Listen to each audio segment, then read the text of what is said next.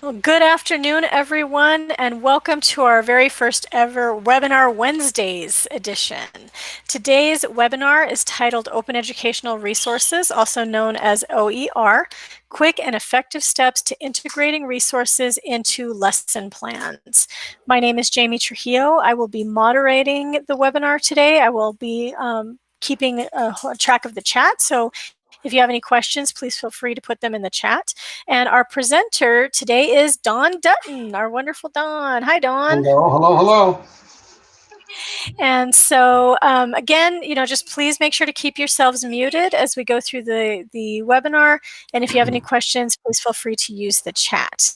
So with that, I will hand it over to Dawn.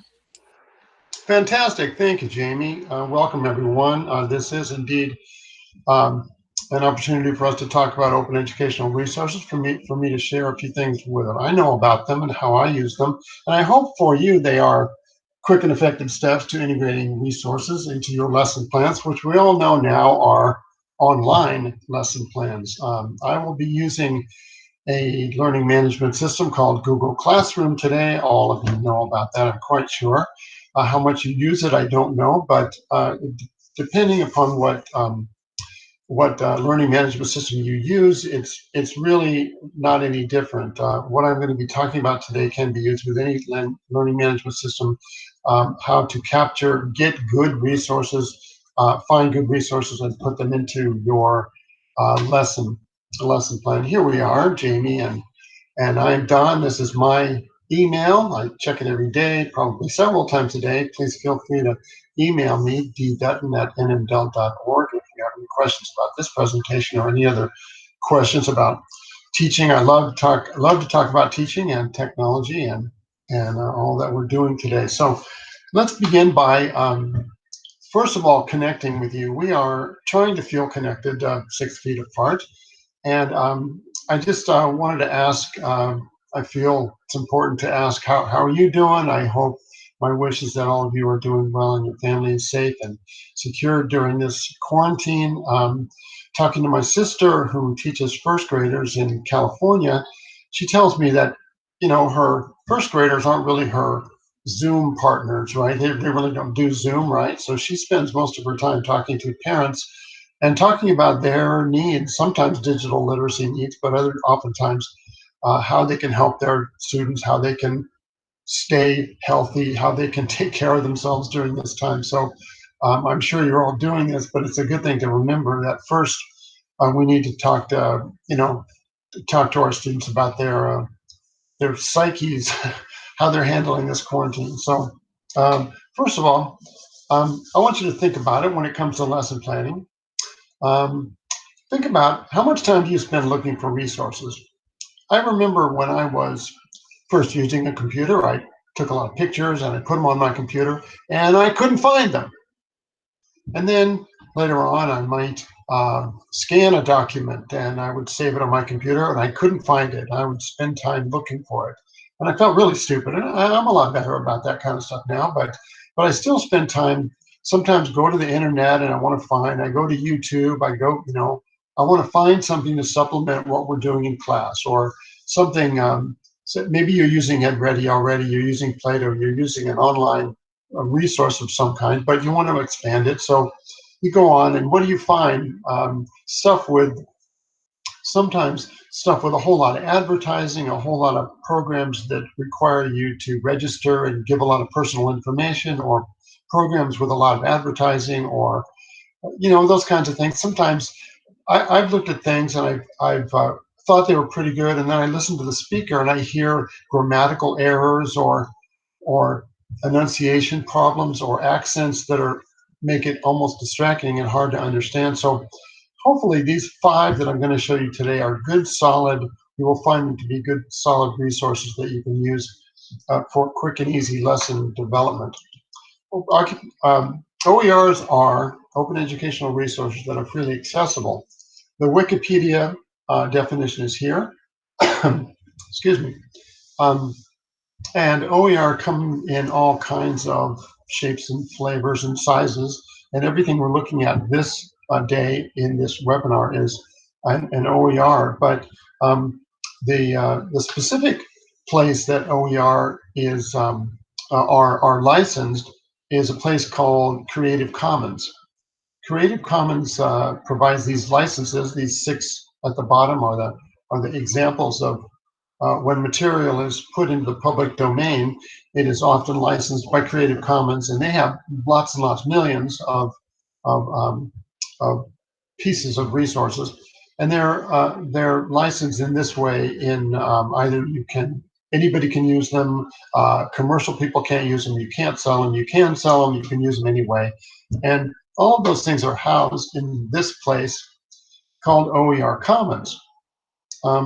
This is just a description of something that I added to this resource, a repository last year. About a year and a half ago, I was working on some science lessons for GED, right? And I know that tectonic plates, there's always a question about geology on the high school equivalency exams, and I made up this this module for geology, and that's what it looks like in OER Commons.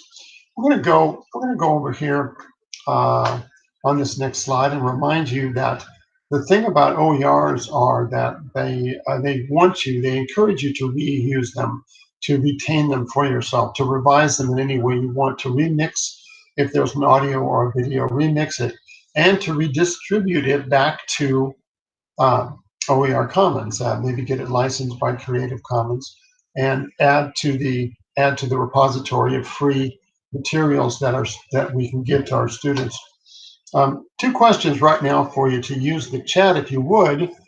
Let's just get a sense. Jamie can keep track of this. Do you use Google Classroom? Many of you do. Are you pretty familiar with it?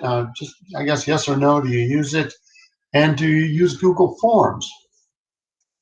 We'll get this information along the way, and I can spend more or less time as we move on with these with your answers, depending upon your answer to this question. Oh, okay, Jamie. And Jamie, you can pop in with the answer. Yeah, definitely. Okay. All right. Yeah, Thanks. definitely. We've got one person saying yes, they're familiar with Google Classroom. Oh, 2 now. Some people have used Forms. Looks like, oh yeah, for the most part, people are using Google Classroom. They're starting to get to learning Google Forms. Or they have used Google Forms. So far, the consensus is yes to Classroom and yes to Forms, but maybe not so familiar. Beautiful. Thank you so much. That helps. So the thing to remember about each of these is it's really as easy as 1, 2, 3. Locate the resource, and I said, like I said, I hope I'm going to be showing you some good resources today. Highlight the link and paste it into your assignment. So that's what I'm going to be doing over and over again, and I hope to show you how to do that and how to build a lesson easily and effectively. First, let's go to OER Commons. This is a site with, like I said, a whole bunch of things, and they're all ready to go modules or classes or many hours of instruction or just worksheets. Whatever you want to do, you can pull out of here. So I went here. I'm teaching ESL now, so I searched for ESL. I don't really care about the subject, but education level, I do want to be adult education, so they can give me that. And the standards I know are, from looking at this site, I know the standards are there already, so I can search for that. And again, any subject you're searching for. So here's I find 156 results here. So some of my students I know work in food service. So I'm kind of looking down here for food service, and I find this conversational English for learners of ESL seeking employment in fast food or the restaurant business. So that sounds like that should be some good vocabulary and conversation. So I just click on that and open this up, and I see the resource here. I'm going to go directly to view the resource itself, and you'll see how professional it is. The abstract, the information there, the keywords. Here are the CCRS alignment facts. And then I'm going to scroll on down till I find something that looks like activity. Well, I don't need the instructions, but here's a job interview. So I'm just going to click on that. Now I have this job interview. So like I said, find the resource. I found the resource. I'm going to highlight that up at the top and just click on that and copy that. Right click and copy. Then we'll go back here to I want to show you my classroom now and show you what it looks like when I put that into my classroom. Here is I am in the stream section of this, the home screen that the students see, that you see when you first open their classroom.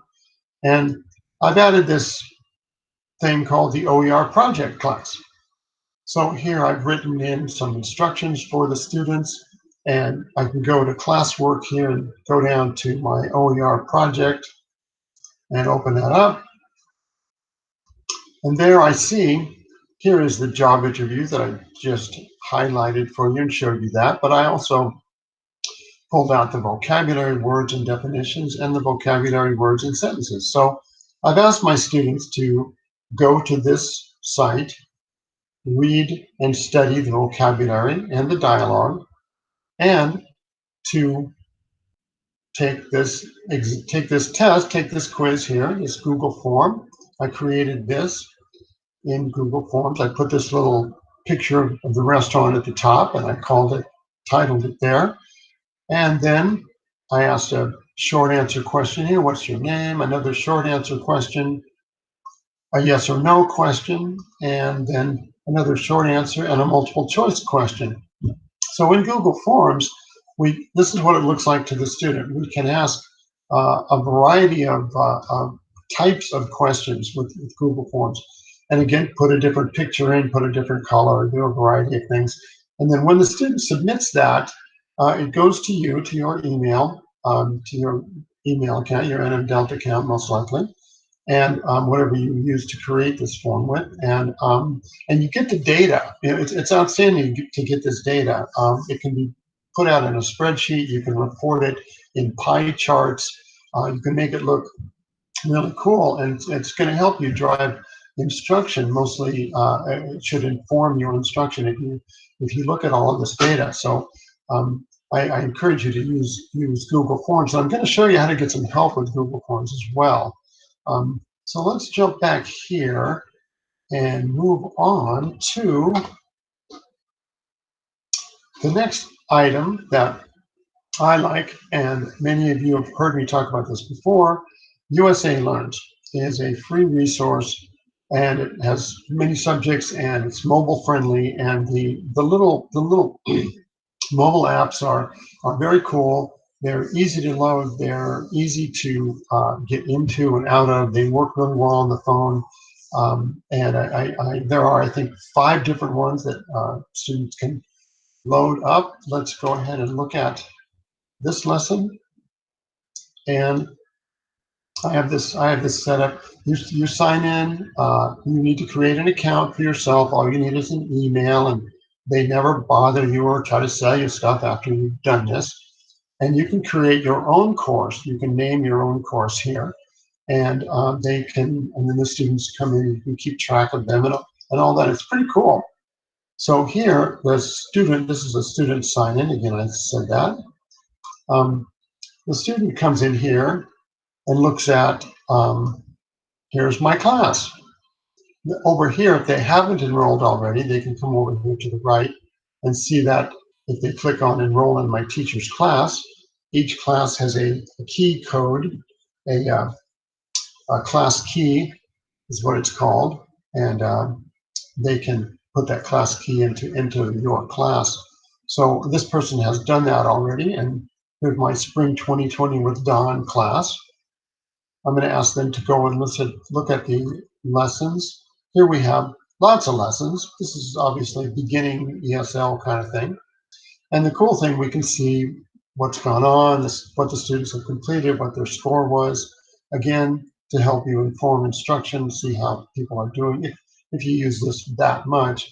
But I'm going to ask my students to go to recreation and weather I just click on that, and then I can see here that the student can see, and I can see also.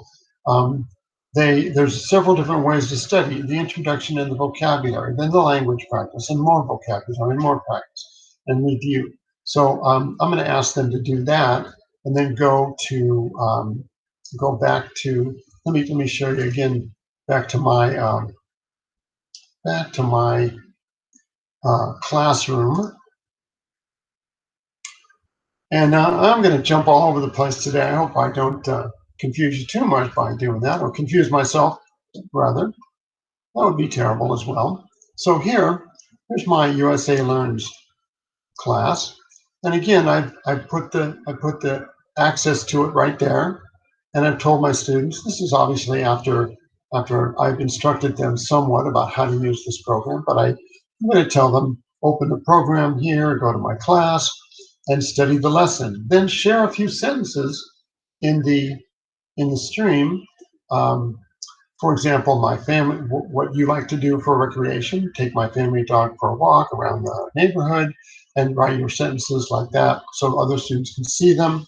So it's a good way for you to see whether they've used the vocabulary there, how they're doing, etc. So I like USA Learns also.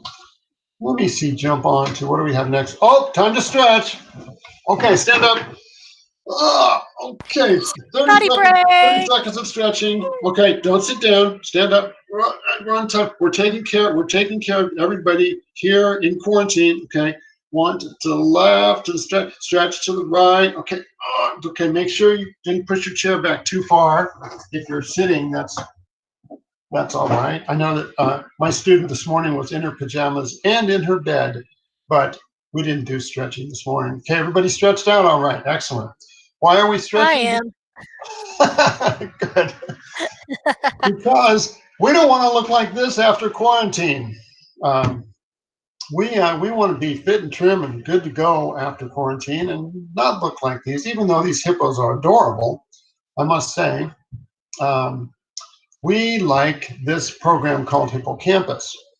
And if you have used EdReady a lot, and you've probably seen some of these lessons, if you've used Hippocampus before, you know what I'm talking about. But what I like here is to go to this program and search. This is the arithmetic, but we can go, here's the home page, and it shows all of these subjects, the English. There's not a lot of English. A lot of the English in this program is like college prep kind of English, grammar based, not a lot of vocabulary for the real world, for career pathways kind of English, but there's good stuff there. I like the arithmetic lessons. I like the NROC collection math here, and if this will open for me today, that would be nice. These are really nice videos, very professionally done. If you have not used these, let's just look at the first one here. You probably can't hear it, but you're going to be able to see the look at it here on my screen. And here's a 5-minute video. I'll just go ahead and start that just so you can look at it. It's pretty professional.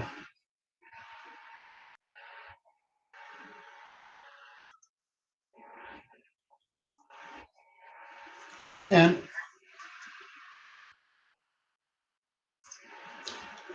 there are all of these lessons for, again, developmental math, fractions and multiples and decimals and portion and percents and measurement, all the things that are on the high school equivalency exam.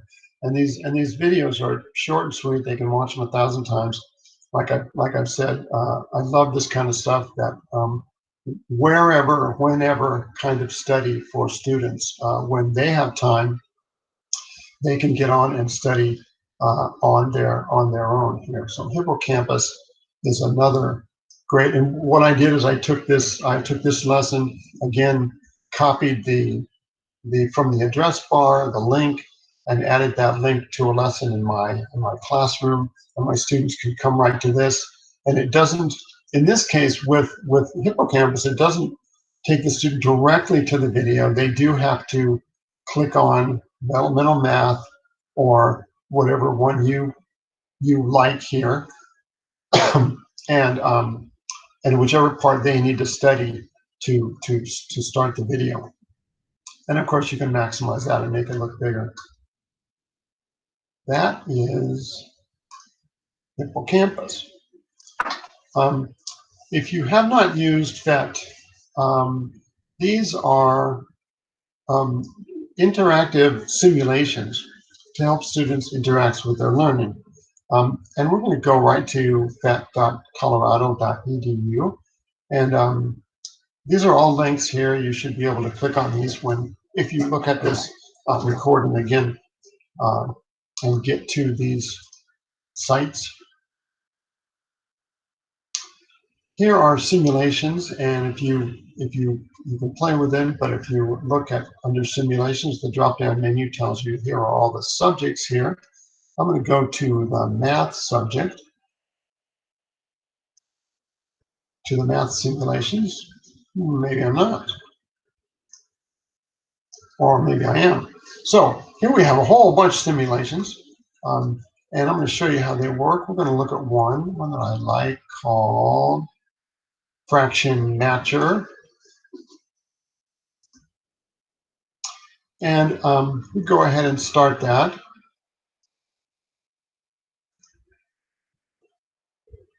And see that that this fraction matcher features just fractions or mixed numbers.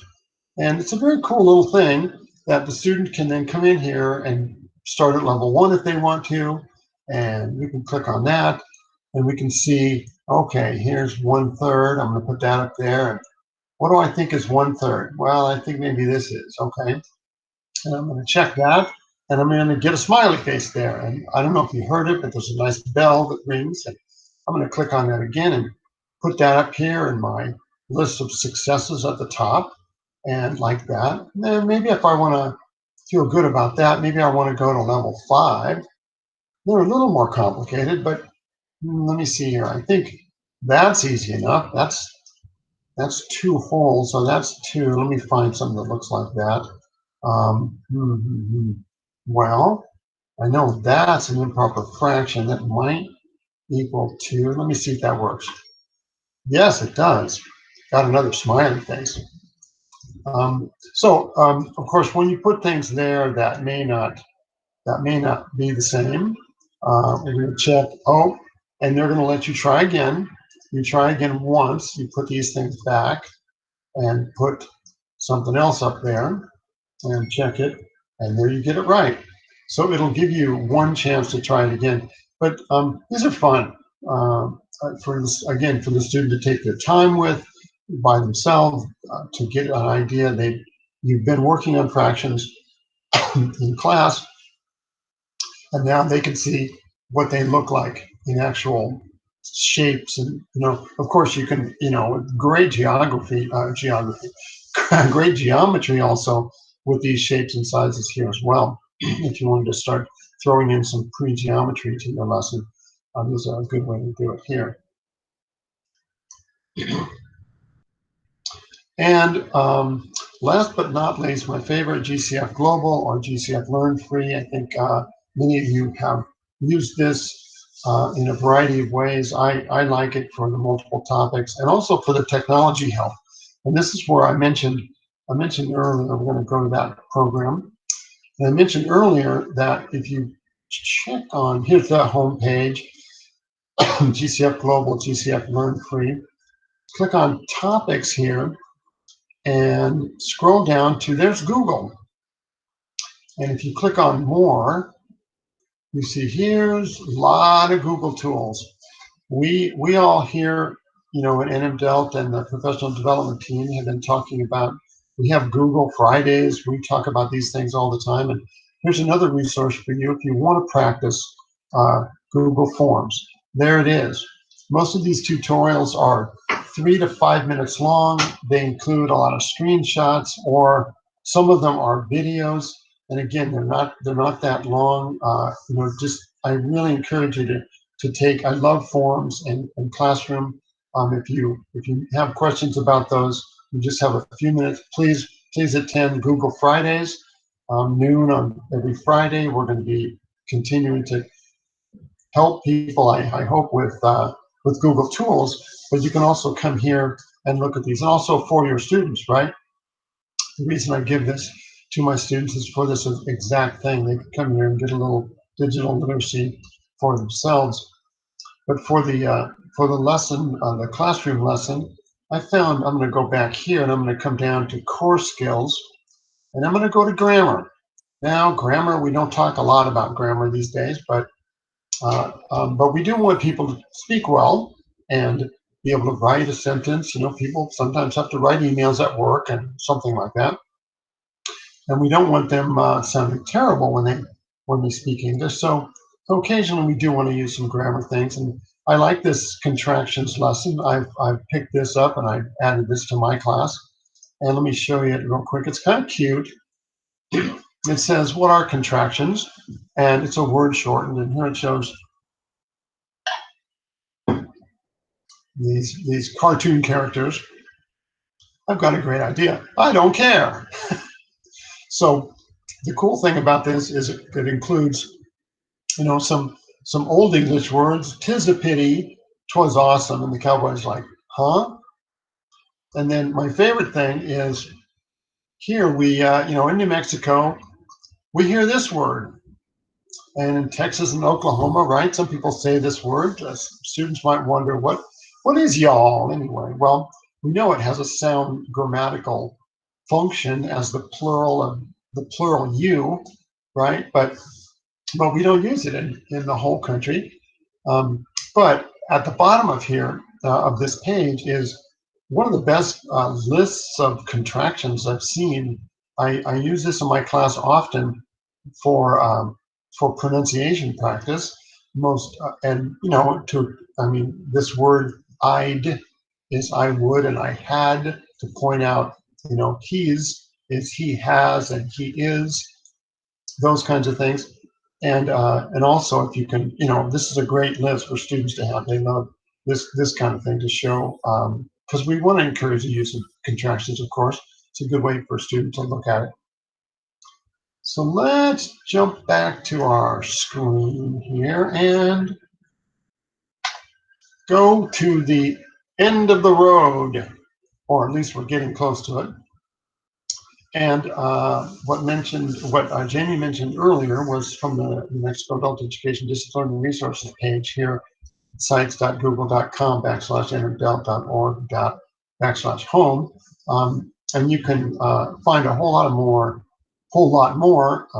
open educational resources there. That's the one that Cash Clifton put together and others contributed to, and we're still working on.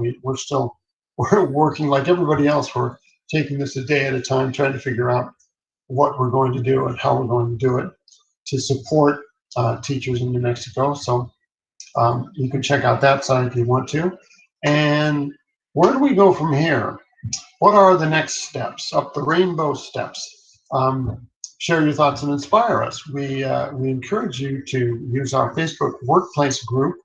We have a group for all. There's an ELA group and an ACE group, but there's an open group for students and instructors at this link here below, myworkplace.com/groups.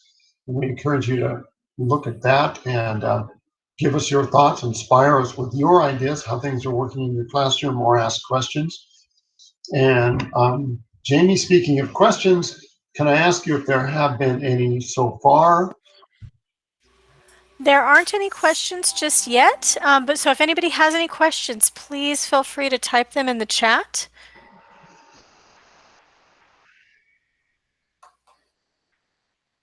And while you guys are typing, I just want to really quickly remind everyone that we do have regular webinars. Dawn had talked about the Google Fridays webinars that we have on Fridays at noon.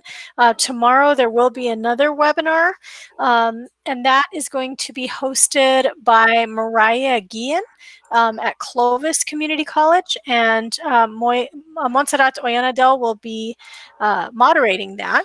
And the title of tomorrow's webinar I'm actually trying to pull that up for a second. The title of the webinar is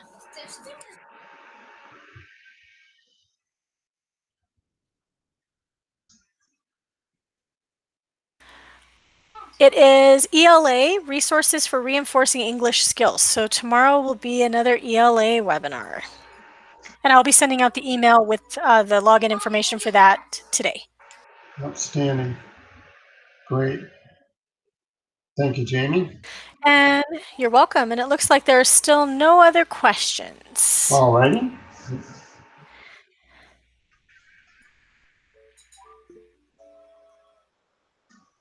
Thank you all very much. Dawn, did you have anything to add?